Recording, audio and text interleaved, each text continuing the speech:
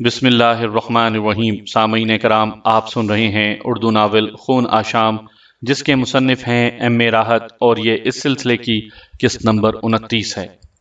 मुझे उम्मीद है आपको मेरी ये काविश पसंद आ रही होगी। आपने अगर अभी तक मेरा चैनल कहानी घर सब्सक्राइब नहीं किया तो अभी मेरा चैनल सब्सक्राइब करके बेल नोटिफिकेशन ऑन कर दीजिए, ताकि आने वाली हर नई कहानी की इत्तला बर वक्त आप तक पहुंच सके।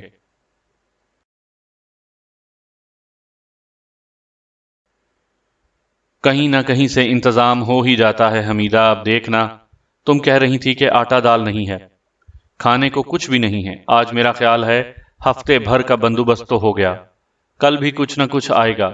चलो, कहीं ना कहीं से मौला भेज ही देता है। औरत जिसका नाम हमीदा लिया गया था अफसुर्दा नजर आने लगी। बोली, देखो ये सब कुछ ठीक नहीं है कुदरत अली, देखो ये सब ठीक नहीं है, ये जायज नहीं है कुदरत अली। किसी बीमार को शिफा ना दे सको तो झूठा दिलासा भी ना दो। अरे क्या फजूल बातें करती हो तुम हमीदा।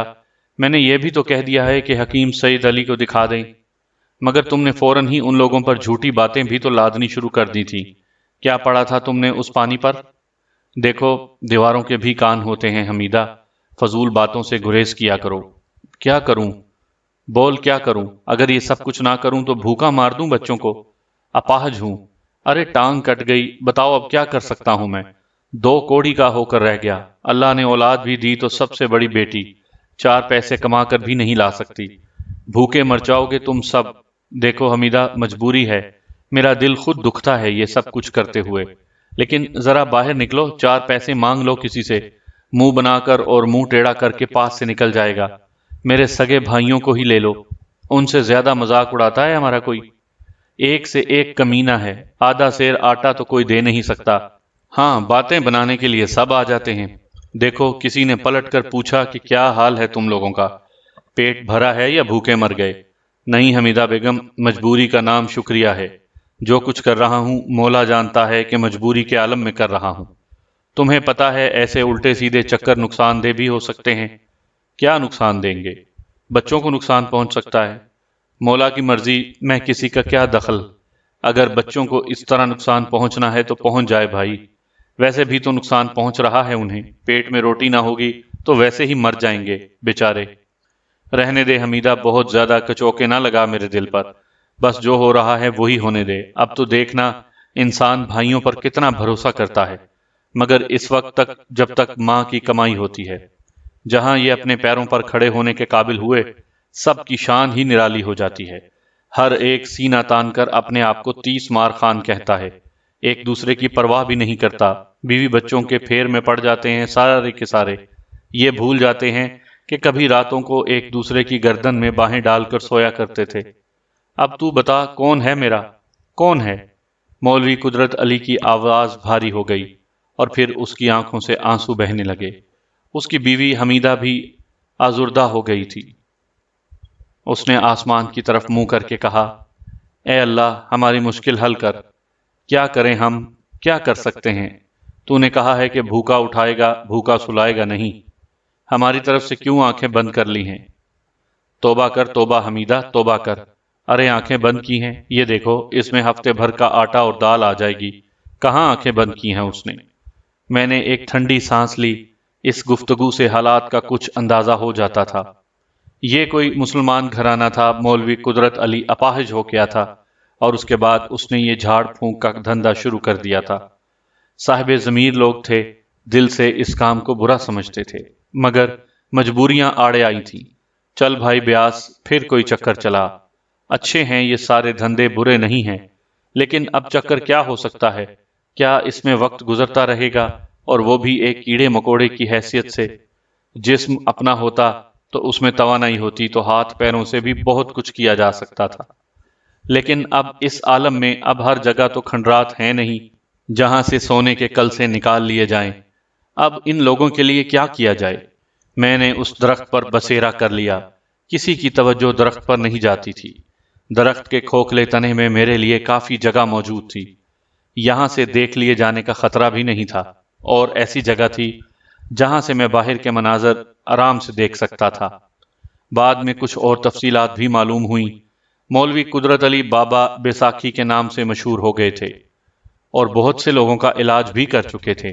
ان لوگوں نے خود اعتراف کیا تھا کہ انہیں کچھ بھی نہیں آتا، بس الٹی سیدھی جھاڑ پھونک کر کے کام چلا لیا کرتے ہیں، اور یہ کام وہ بحالت مجبوری کرتے ہیں۔ پھر ایک دن صبح ہی صبح ایک دلچسپ صورتحال پیش آ گئی۔ کچھ لوگوں نے اس وقت دروازہ بجایا تھا جب گھر کے مکین سو رہے تھے۔ دروازہ بہت زور زور سے بجایا گیا اور میں چونک کر دروازے کی جانب دیکھنے لگا۔ پھر اندر سے مولوی صاحب کی بیوی باہر نکلی۔ دروازے کے پاس جا کر پوچھا کون ہے، تو شاید باہر سے کچھ آواز سنائی دی۔ حمیدہ کی آواز میرے کانوں میں ابھری، کیا کام ہے؟ باہر سے جو آواز آئی اس پر میں نے بغور توجہ دی تھی۔ کہا گیا، مولوی قدرت علی سے ملنا ہے۔ کون ہیں آپ؟ ان سے کہہ دو کہ ٹھاکر راج موہن کے ہاں سے ان کے آدمی آئے ہیں۔ اچھا، کہہ دیتی ہوں۔ عورت واپس مڑ گئی۔ پھر کچھ دیر کے بعد مولوی قدرت علی کو اس طرح سہارا دے کر لایا گیا۔ چارپائی جو کھڑی ہوئی تھی بچھا دی گئی اور مولوی قدرت علی اس پر بیٹھ گئے۔ پھر لڑکی قدسیہ نے جا کر دروازہ کھولا۔ دھوتی اور کرتے میں ملبوس 4-5 آدمی اندر آ گئے۔ ان میں سے ایک نے ہاتھ جوڑ کر کہا، مولوی صاحب، میرا نام گیجن سنگھ ہے، ٹھاکر راج موہن کے ہاں سے آیا ہوں، حویلی والے ٹھاکر۔ ہاں ہاں، ٹھاکر راج موہن کو کوئی ایسا بھی ہے جو نہ جانتا ہو، پر بات کیا ہے بھیا؟ صبح ہی صبح کیا پریشانی ہو گئی؟ وہ اپنے برج موہن ہے نا، ٹھاکر راج موہن کا اکلوتا بیٹا۔ ہاں ہاں، جانتا ہوں اسے، مولوی قدرت علی نے کہا۔ سانپ نے کاٹ لیا ہے اسے۔ 3 دن سے تھالی بج رہی ہے، دور دور کے سپیرے آ گئے ہیں، پر کوئی بھی سانپ کو بلانے میں کامیاب نہیں ہو سکا۔ کسی نے آپ کا نام لیا ہے ٹھاکر راج موہن سے، مگر بھائی ہم سے چلا پھرا نہیں جاتا، جائیں گے کیسے؟ بیل گاڑی بھیجی ہے، ٹھاکر راج موہن نے کہا ہے مولوی صاحب جس طرح بھی ہو سکے انہیں لے کر آؤ۔ ہاں ہاں، ہم تیار ہیں، ذرا منہ ہاتھ دھو لیں۔ اری قدسیہ، لوٹے میں پانی لائیو۔ مولوی صاحب نے منہ ہاتھ دھویا۔ میرے دل میں ایک دم سے یہ تصور جاگا تھا کہ جس طرح بھی بن پڑے ذرا میں بھی مولوی صاحب کے ساتھ جاؤں، دیکھوں ذرا کیا چکر ہے۔ اور باہر جانے کا راستہ تو موجود تھا ہی۔ میں درختوں کی شاخوں پر رینگتا ہوا اوپر چڑھا۔ مولوی صاحب کے باہر نکلنے میں ذرا دیر تھی۔ بہرحال میں باہر پہنچا تو میں نے وہ بیل گاڑی دیکھی جو دروازے کے باہر کھڑی ہوئی تھی۔ 2 طاقتور بیل جتے ہوئے تھے اس میں، لیکن سوال یہ پیدا ہوتا تھا کہ میں اس بیل گاڑی تک پہنچوں کیسے؟ میں چند لمحات سوچتا رہا۔ آس پاس کوئی نہیں تھا۔ میں نے درخت کی شاخ سے بیل گاڑی پر چھلانگ لگا دی اور پھر رینگ کر اس کے نچلے حصے میں پہنچ گیا۔ جانوروں میں بڑی سمجھ بوجھ ہوتی ہے۔ بیل کنوتیاں بدلنے لگے، وہ اچھل کود مچا رہے تھے اور ان کے گلے میں بندھی ہوئی پیتل کی گھنٹیاں تیزی سے بج رہی تھیں۔ تب اندر سے 2 آدمی باہر نکل آئے۔ ان میں سے ایک گاڑی باندھ تھا۔ اس نے بیلوں کی راسیں پکڑ لیں اور انہیں سنبھالنے لگا۔ پھر وہ بولا، ارے پاپیو، کیوں اچھل کود کر رہے ہو؟ ٹھیک سے کھڑے رہو، چلتے ہیں ابھی۔ پھر ان میں سے ایک نے اس کی راسیں پکڑی اور دوسرا اندر چلا گیا، مگر بیلوں کے اوسان خطا تھے۔ پتہ نہیں میری بو سونگ رہے تھے یا انہوں نے مجھے دیکھ لیا تھا۔ اچھل کود ہی مچاتے رہے۔ البتہ مجھے بیل گاڑی کے نچلے حصے میں ایک بہت اچھی جگہ مل گئی تھی جہاں میں آرام سے گھس کر بیٹھ سکتا تھا، سو میں نے اپنے بدن کو سکوڑ کر وہیں اپنے لیے جگہ بنا لی۔ میں مزے سے بیل گاڑی میں سفر کر رہا تھا، لیکن کمبخت بیلوں کو شاید میری موجودگی کا علم تھا۔ ایسے جان توڑ کر بھاگ رہے تھے کہ میرا بدن بار بار پھیل جاتا تھا، اور اپنے آپ کو سنبھالنے کے لیے مجھے اپنا جسم خاصا سخت کرنا پڑا تھا۔ لیکن شکر تھا کہ سفر بہت زیادہ لمبا نہیں تھا۔ ایک بڑی سی حویلی کے احاطے میں بیل گاڑی داخل ہو گئی، اور جیسے ہی بیل گاڑی اندر گھسی میرے کانوں نے عجیب سی بے ہنگم آوازیں سنی۔ پتہ نہیں کیا چیز بجائی جا رہی تھی۔ لوگوں کی موجودگی کا احساس بھی ہوتا تھا۔ بیل گاڑی ایک جانب کھڑی کر دی گئی اور اس کے بعد لوگ مولوی قدرت علی کو نیچے اتارنے لگے۔ جو کچھ تھا سامنے ہی تھا۔ میں نے اپنی جگہ سے باہر کا منظر دیکھا۔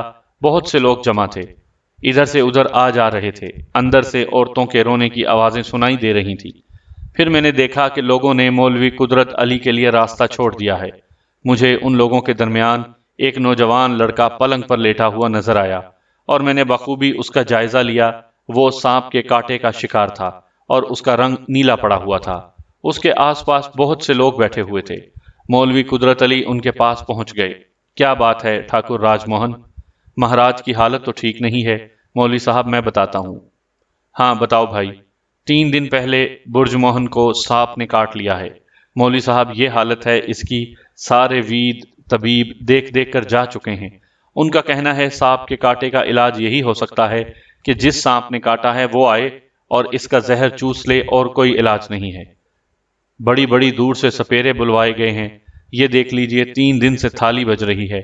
बहुत से सपेरे हर तरह की कोशिश कर चुके हैं, न जाने क्या क्या जादू मंतर किए हैं, पर सांप है कि आता ही नहीं। हमारे एक दोस्त हैं, वो कहने लगे कि ठाकुर राजमोहन, उन सपेरों को तो तुमने देख ही लिया, सारे जादू मंतर बेकार हो गए हैं। अब ऐसा करो, जरा मौलवी कुदरत अली को और दिखा दो। आजकल बहुत नाम सुन रहे हैं उनका, जो कोई भी उनके पास जाता है सेहतमंद होकर आता है। मौलवी साहब, आप हमारी बस्ती के ही आदमी हैं। ठाकुर राजमोहन भी जिस किस्म के आदमी हैं आप अच्छी तरह जानते हैं। उन्होंने ना कभी हिंदुओं को तकलीफ दी, ना मुसलमानों को। हम लोग भाईचारे से रह रहे हैं, और फिर आप भी बाल बच्चों वाले हैं। आपको पता है कि राजमोहन जी का एक ही बेटा है, बुर्ज मोहन। जीवन मरण के फेर में है। मौलवी साहब, कुछ कर सकते हैं तो आप भी कीजिए। ठाकुर साहब बिन मौत मर जाएंगे, पूरा परिवार तबाह हो जाएगा। बुर्ज मोहन के दम से तो ये सारा काम धंधा चल रहा है। मौलवी कुदरत अली अब कुछ परेशान से नजर आ रहे थे। मैं तो ये बातें सुन ही चुका था कि वो बने हुए दरवेश हैं। मेरी दिलचस्पियां हद से ज्यादा बढ़ गई थीं। मौलवी साहब लरजती हुई आवाज में बोले, असल में ठाकुर साहब ये बात बिल्कुल अलग है। ये तो जादू मंतर वालों का खेल है। ये इतने बड़े बड़े सपेरे बैठे हुए हैं, ये कुछ नहीं कर सके अभी तक। कहा ना, 3 दिन से थाली बजा रहे हैं। ये मूंगा राम है, एक बस्ती का बहुत बड़ा सपेरा, बड़े बड़े नागों से लड़ चुका है ये, मगर इसका कहना कुछ और ही है। मैंने मूंगा राम को देखा, काला स्याह रंग, बड़ी बड़ी नोकीली मूछें, सुर्ख सुर्ख आंखें, लंबा चौड़ा कद, खुद भी काला नाग ही मालूम होता था। उसके चेहरे पर एक अजीब सी शैतानियत छाई हुई थी। गुस्से में भरा बैठा हुआ था। कहने लगा, हम जो कुछ कह चुके हैं वो कोई मान ही नहीं रहा, हम क्या करें? क्या कहा है तुमने मूंगा राम? मौलवी कुदरत अली ने पूछा। जिस सांप ने बुर्ज मोहन को काटा है वो खुद भी जीता नहीं है महाराज, मर चुका है। वरना मूंगा राम जमीन की तहें खोद कर उसे निकाल लेता। वो पाताल में भी चला गया होता तो उसे निकाल लिया जाता। मूंगा राम को क्या समझते हैं आप? हम 3 दिन से बीन बजा रहे हैं, थाली बजा रहे हैं। सांप जीता होता तो जरूर आ जाता। वो खुद भी किसी तरह मर चुका है, मार दिया होगा किसी ने। अब कोई दूसरा सांप तो आने से रहा। तो फिर इसका क्या इलाज है? सारे इलाज कर लिए हमने। अब हम क्या कहें? सिर्फ महाराज का मन बहला रहे हैं, वरना। मूंगा राम खामोश हो गया।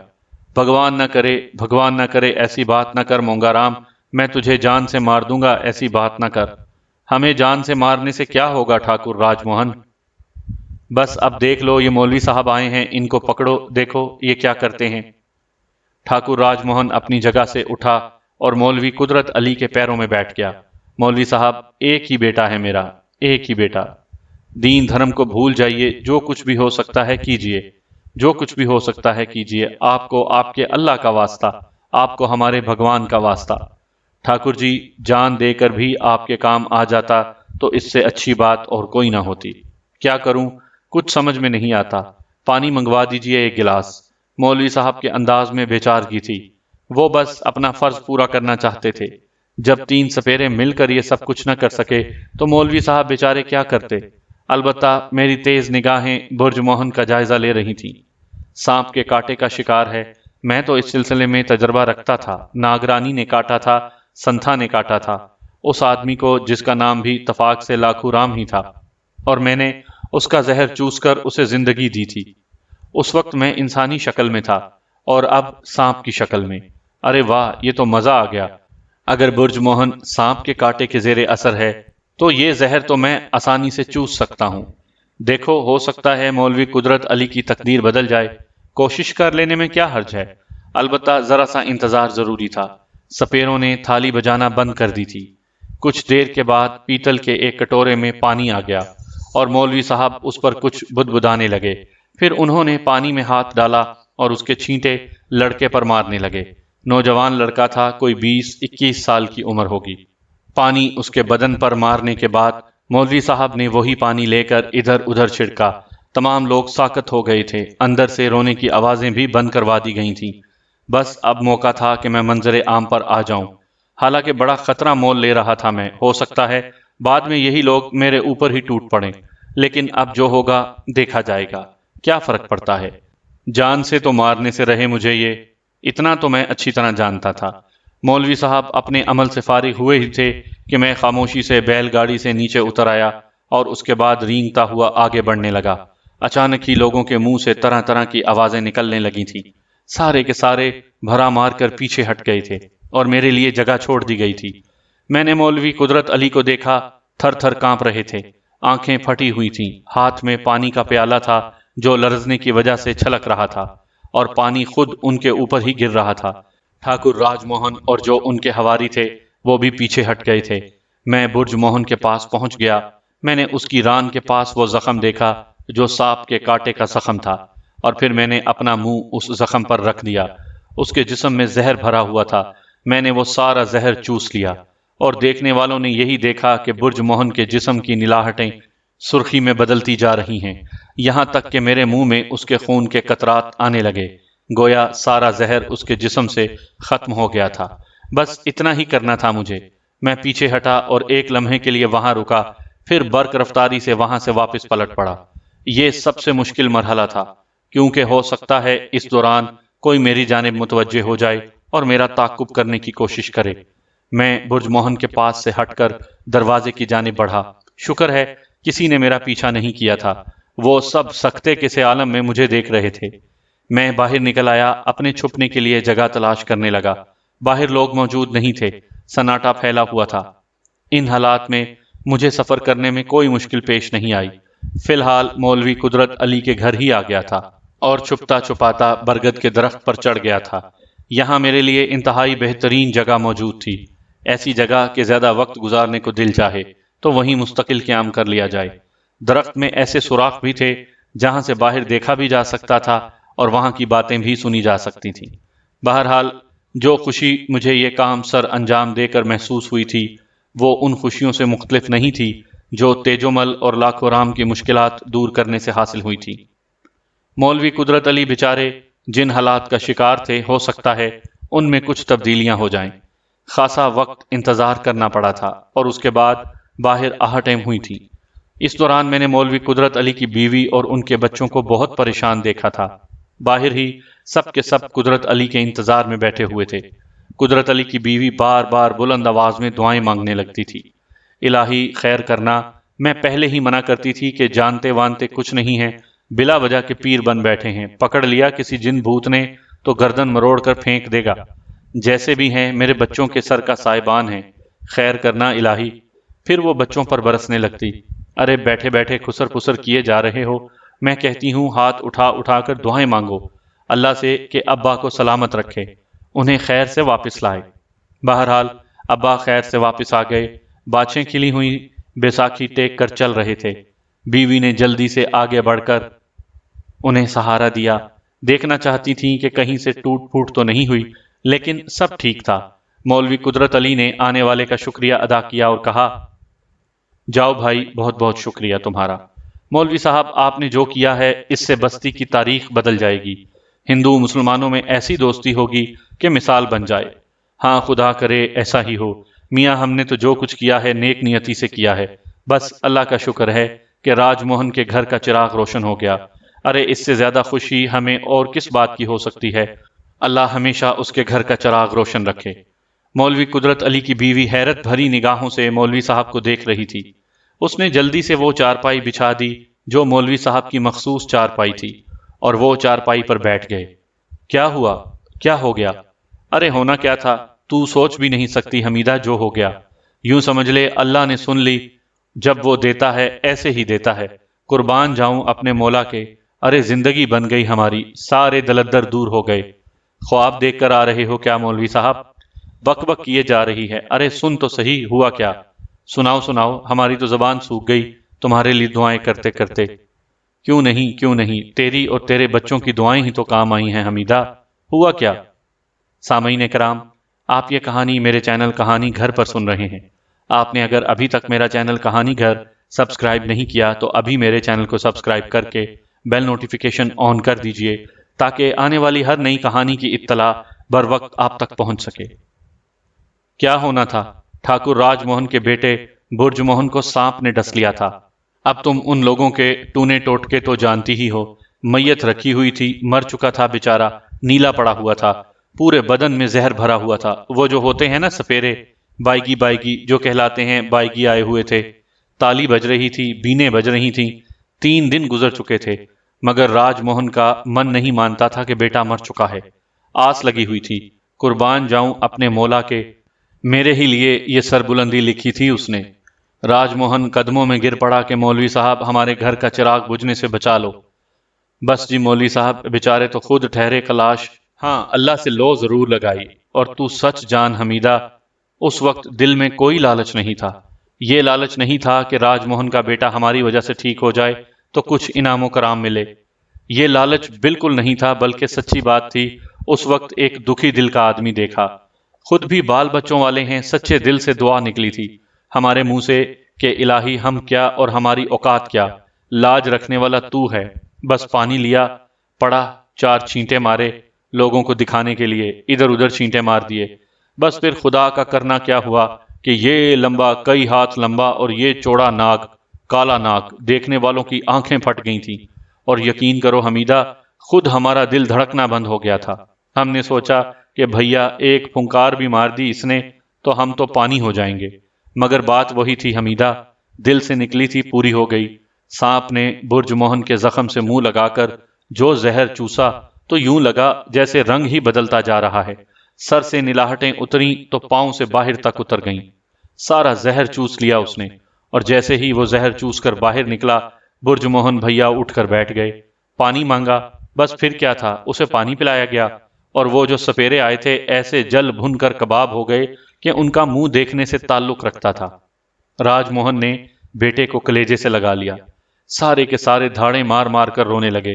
اور حمیدہ تو ہوتی تو تو بھی رو پڑتی اس وقت، یہ دیکھ کر جسے دیکھو تیرے اس غریب لاچار شوہر پر دیوانہ وار نثار ہو رہا ہے۔ نہ جانے کیا کیا باتیں کر ڈالی لوگوں سے، پر دیکھ ہم نے تو ان سے یہی کہا کہ مارنے والے سے بچانے والا بہت بڑا ہوتا ہے۔ ہم نے کچھ نہیں کیا، بس دعا کی تھی کہ راج موہن کے گھر کا چراغ روشن رہے۔ بس بھیا ہم نے کہا کہ راج موہن اب یہ بھیڑ بھیڑ ہٹاؤ اور بچے کو اندر لے جاؤ، ہمیں جانے دو۔ راج موہن کہنے لگا کہ مولوی قدرت اللہ صاحب، آپ نے میرے گھر کا چراغ روشن کیا ہے، میں آپ کے گھر میں دیوالی کر دوں گا، آپ جائیں، آرام سے جائیں۔ اور پھر بڑی عزت احترام کے ساتھ ہمیں واپس کر دیا گیا۔ کچھ دیا لیا نہیں؟ حمیدہ بیگم نے پوچھا۔ ارے چھوڑ حمیدہ، ہمیں اس سے بڑی دولت اور کیا مل سکتی کہ اتنی عزت ہوئی، اتنا احترام کیا گیا ہمارا، اور پھر سب سے بڑی بات یہ کہ راج موہن کا بیٹا ٹھیک ہو گیا۔ بس دیکھ، 2 روٹی اور 2 کپڑے چاہیے ہوتے ہیں، یہ تو اللہ دے ہی دیتا ہے، مگر ایسی سچی خوشی اگر مل جائے تو سمجھ لے کہ اللہ نے سب کچھ دے دیا، دعا پوری ہو گئی ہماری۔ اس سے بڑی اور کیا بات ہو سکتی ہے؟ حمیدہ ٹھنڈی سانس لے کر خاموش ہو گئی، اور اس کے بعد وہ سب اپنے اپنے کاموں میں مصروف ہو گئے۔ مجھے تھوڑا سا افسوس ہوا تھا، راج موہن نے اچھا نہیں کیا، بیچارے مولوی قدرت علی کو کچھ دینا چاہیے تھا اسے۔ خیر کوئی بات نہیں، کم از کم مولوی قدرت علی کے اندر انسانیت تھی۔ رات ہو گئی اور پھر رات گزر بھی گئی۔ دوسرا دن نکل آیا۔ 1-2 آدمی مولوی صاحب کے پاس دعا تعویذ کرانے آئے تھے۔ ایک صاحب ایک برتن میں کھانے پینے کی کچھ چیزیں بھی لے کر آئے تھے، جس پر رومال ڈھکا ہوا تھا۔ بس یہی مولوی صاحب کا ذریعہ معاش تھا۔ لیکن سورج چڑھا ہی تھا کہ اچانک باہر سے آوازیں آنا شروع ہو گئیں۔ زور سے دروازہ بجا، دروازہ کھولا گیا اور میں نے دیکھا کہ ٹھاکر راج موہن اپنے بیٹے برج موہن، دھرم پتنی اور کئی دوسرے آدمیوں کے ساتھ دروازے سے اندر داخل ہو گیا۔ مولوی قدرت علی چارپائی پر بیٹھے ہوئے تھے۔ جلدی سے بیساکھی سنبھالی تو راج موہن دوڑتا ہوا آیا اور مولوی صاحب کی شانوں کو سہارا دے کر بولا، بیٹھے رہیے مولوی صاحب، بیٹھے رہیے۔ وہ آپ نے کیوں تکلیف کی؟ کہ کوئی بات ہو گئی؟ مجھے بلا لیا ہوتا۔ ماما میرے گھر میں تو بیٹھنے کے لیے کچھ نہیں ہے۔ ارے حمیدہ، ارے بیٹی قدسیہ، چادر ہی لے آؤ، چادر ہی بچھا دوں یہاں پر۔ چادر لائی گئی اور ٹھاکر راج موہن بڑے احترام کے ساتھ چادر پر بیٹھ گیا۔ باقی لوگ بھی بیٹھ گئے۔ مولوی قدرت اللہ نے برج موہن کو دیکھا اور بولے، بیٹا ذرا ادھر آ، میں تیری پیشانی چوم لوں۔ خدا کی قسم کھا کر کہتا ہوں راج موہن، ایسا لگ رہا ہے جیسے میرا بیمار بیٹا ٹھیک ہو گیا ہو۔ ہمیں تو صرف اس بات کا افسوس ہے مولوی قدرت علی صاحب کہ ہمارے اپنے گھر میں، ہماری اپنی بستی میں اتنی بڑی شخصیت موجود ہے اور ہم اس کی کوئی قدر، کوئی عزت نہ کر سکے۔ آپ اس عالم میں زندگی گزار رہے ہیں، میں اس بات کو تسلیم کرتا ہوں مولوی صاحب کہ میں ایک بے حد خود غرض اور مطلبی آدمی ہوں۔ جب اپنے اوپر پڑی تو دوسروں کے بارے میں سوچا۔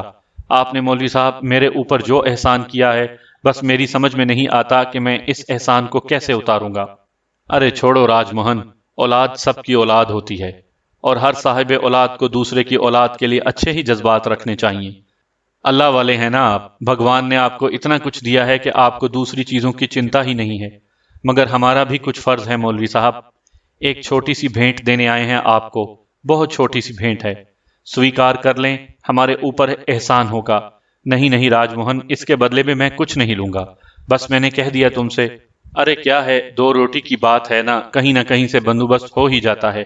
اپاہج ہو گیا ہوں، لاچار ہو گیا ہوں، ورنہ محنت مزدوری کر کے تو ساری زندگی گزار دی۔ اب ذرا حالات خراب ہو گئے ہیں، مگر کوئی بات نہیں، اللہ مالک ہے، سب ٹھیک ہو جائے گا۔ یہ تو آپ کہہ رہے ہیں نا مولوی صاحب، میرا مسئلہ کچھ اور ہے، مجھ پر بھی تو کچھ فرض بنتا ہے نا۔ سنیں مولوی صاحب، آپ کو برج موہن ہی کی قسم ہے، جو کچھ میں بھیٹ کر رہا ہوں اس سے انکار نہ کریں۔ ارے راج موہن، کیا قسم دلا دی بھائی، کیا دے رہے ہو، مجھے بھی بتاؤ ذرا، مولوی صاحب نے بے پرواہی سے کہا۔ مولوی صاحب، وہ میرا نگلے والا باغ ہے، 8 بیکھے میں پھیلا ہوا ہے، شاید آپ کو پتا ہوگے کہ سونا اگلتا ہے، سونا، اور میں نے اپنے برج موہن پر سے سونا ہی وار دیا ہے۔ وہ باغ میں آپ کے نام لکھ رہا ہوں۔ اس کے علاوہ مولوی صاحب، آپ کے رہنے کے لیے باغ کے کنارے پر ہی ایک گھر بنا ہوا ہے، وہ بھی میں نے آپ کے نام کر دیا ہے۔ یہ میری دھرم پتنی آپ کی بیوی بچوں کے لیے کچھ گہنے لائی ہے، بچیاں ہیں آپ کی، ان کے کام آئیں گے، یہ سویکار کیجیے۔ راج موہن کی دھرم پتنی نے ایک پوٹلی مولوی صاحب کے سامنے رکھ دی۔ مولوی صاحب کو تو سکتہ ہو گیا تھا۔ راج موہن نے ایک رومال مولوی صاحب کی طرف بڑھاتے ہوئے کہا، اور اس میں تھوڑی سی نقد رقم ہے، بس یہ لائے ہیں ہم آپ کے لیے۔ وہ باغ آپ کے لیے جیون بھر کام دے گا، آپ کے بچوں اور ان کے بچوں کے کام آئے گا۔ آپ کو پتہ ہی ہے نگلے والے باغ کی کیا کیفیت ہے، بڑا پھل اترتا ہے اس سے، اور بہت بڑی آمدنی ہوتی ہے اس کی۔ اب آپ زمیندار ہو گئے مولوی قدرت علی صاحب۔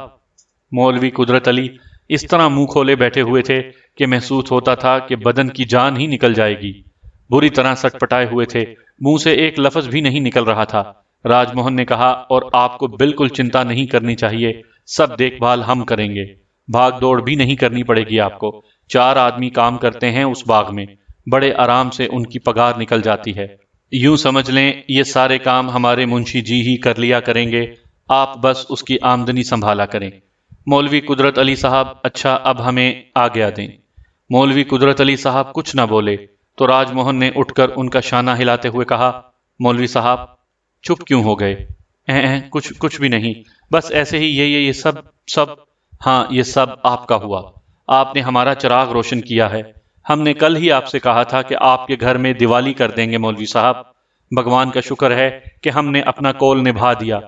اچھا آگیا دیں۔ بمشکل تمام مولوی صاحب نے راج موہن سے ہاتھ ملایا، اور اس کے بعد وہ سب ایک ایک کر کے باہر نکل گئے۔ حمیدہ بیگم، بچے، سارے کے سارے یوں کھڑے ہوئے تھے۔ مولوی قدرت علی پر ایسا جوش طاری ہوا کہ اپنی جگہ سے اٹھ بھاگنے کی کوشش کی اور دھڑام سے زمین پر گر پڑے۔ ارے ارے کیا کر رہے ہیں، کیا کر رہے ہیں، اللہ کی نیکی، یہ آپ کیا دوڑ پڑے تھے؟ حمیدہ بیگم نے انہیں سہارا دے کر اٹھایا، اور مولوی صاحب عجیب سے انداز میں ہنسنے لگے۔ ارے حمیدہ بیگم، 1 پاؤں گیا تھا، 1000 پاؤں لگ گئے، لے دیکھا کہا تھا نا تجھ سے کہ ایک دن گھورے کی بھی پھرے گی۔ ارے پھر گئی ہماری حمیدہ، پھر گئی۔ ارے میرے بچوں آؤ، میرے کلیجے سے لگ جاؤ، ارے سب کے وارے نیارے ہو گئے۔ مولوی صاحب کی خوشیاں بام عروج کو پہنچ گئی تھیں۔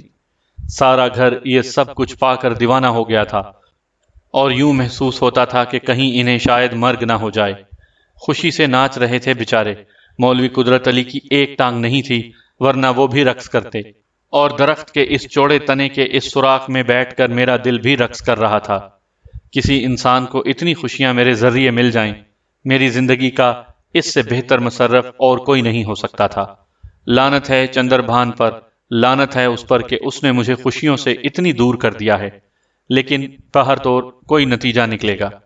جس طرح ان لوگوں کی زندگی ٹھکانے لگ رہی ہے، میرے دن بھی پھر جائیں گے۔ دیکھوں گا چندر بھان، دیکھوں گا آشیش بھگونت، بلکہ اب میں تجھے آشیش بھگونت کیوں کہوں، یہ تو احترام کا نام ہے۔ چندر بھان، ایک دن ایسا ہوگا کہ میرے ہاتھوں تیرا انت ہوگا۔ یہ سب میرے دل میں آرزو ہے، دیکھوں گا تجھے۔ مختلف کیفیات کا شکار تھا۔ مولوی قدرت علی کے گھر میں خوشیاں اتر آئی تھیں۔ اندر چلے گئے تھے وہ، اور اندر کا حال میں نہیں جان سکتا تھا۔ یہ حال جاننے کے لیے اندر جانا مناسب بھی نہیں تھا، کیونکہ ان بیچاروں کو معلوم بھی نہیں تھا کہ ان کے ساتھ ساتھ ایک اور ہستی بھی ان کی خوشیوں میں شریک ہے۔ سامعین کرام، آپ سن رہے تھے اردو ناول خون آشام، جس کے مصنف ہیں ایم اے راحت، اور مجھے پوری امید ہے آپ کو میری یہ کاوش پسند آ رہی ہوگی۔ آپ نے اگر ابھی تک میرا چینل کہانی گھر سبسکرائب نہیں کیا تو ابھی میرے چینل کو سبسکرائب کر کے بیل نوٹیفیکیشن آن کر دیجئے، تاکہ آنے والی ہر نئی کہانی کی اطلاع بر وقت آپ تک پہنچ سکے۔